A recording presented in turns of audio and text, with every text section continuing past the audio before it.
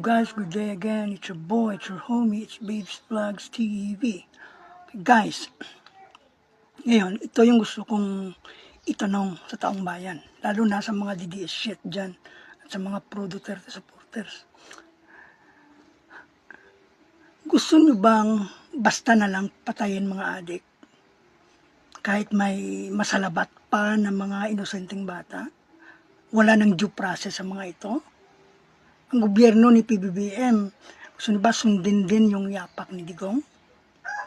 Yung katwiran nyo, yung addict ng hold up, nagnanakaw at nang rape.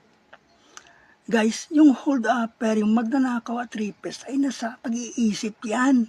Kahit hindi yan makadroga, basta't gustong-gusto gawin yung mangyayari ito at mangyayari pa rin. Wala pa yung drugs, meron ng mga kriminal na ganito, meron ng magnanakaw, meron ng rapist. At guys, hindi lahat ng adik ay rapist, magnanakaw o kriminal.